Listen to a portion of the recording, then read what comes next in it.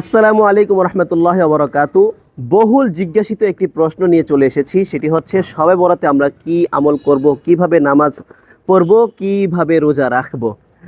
তো প্রথমত আমি দুটি হাদিস আপনাদেরকে শোনাতে চাই। সেই দুটি হাদিসের প্রথমটি হচ্ছে আল্লাহ রাসূল সাল্লাল্লাহু আলাইহি ওয়াসাল্লাম বলেন, মধ্য শাবান অর্থাৎ শবে বরাত বলতে আমরা যেটাকে জানি, আল্লাহ পাক রব্বুল আলামিন এই রাতে বান্দার দিকে, সৃষ্টির দিকে দৃষ্টি দেন এবং মুশরিক আর হিংসুক ছাড়া সকলকে আল্লাহ তাআলা ক্ষমা ঘোষণা করেন, সকলকে ক্ষমা করে দেন। আরেকটি হাদিসের মধ্যে পাওয়া যায় আল্লাহ রাব্বুল আলামিন এই মধ্য শাবানে অর্থাৎ শবে বরাত যেটাকে আমরা জানি, তিনি দুনিয়ার আসমানে অবতরণ করেন এবং বনু কালবের ভেড়ার শরীরের পশমের চাইতেও বেশি সংখ্যক বান্দাদেরকে আল্লাহ তাআলা ক্ষমা করে দেন। তো শবে বরাত সংক্রান্ত এই দুটি হাদিস পাওয়া যায় গুরুত্ব সহকারে।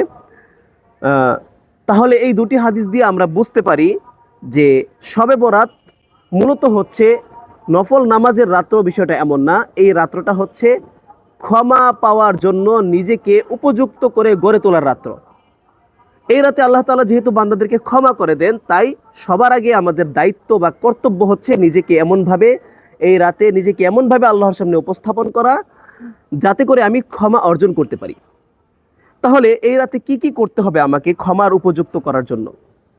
তো সকল ভালো কাজগুলো আমাকে করতে হবে। তো এর মধ্যে আছে ইস্তিগফার করা, ইস্তিগফার, আস্তাগফিরুল্লাহ আস্তাগফিরুল্লাহ, এটার উপর আমল করতে পারেন।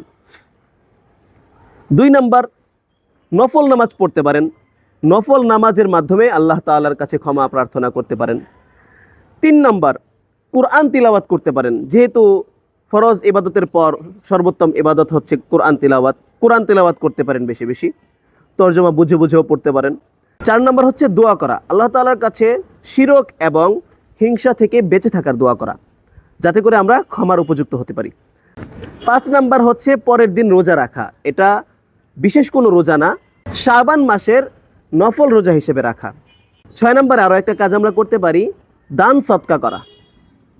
দান সদকা যেহেতু অনেক উত্তম একটি ইবাদত, উত্তম একটি কাজ, তো আমরা দান সদকা করতে পারি। যে সকল কাজ থেকে আমাদেরকে বিরত থাকতে হবে সেগুলো হচ্ছে ঈদের মতো উদযাপন করা, ঈদের মতো উদযাপন করা, উল্লাস করা, আনন্দ করা, লাফালাফি করা, আতশবাজি ফোটানো ইত্যাদি, এগুলো থেকে আমাদেরকে বিরত থাকতে হবে।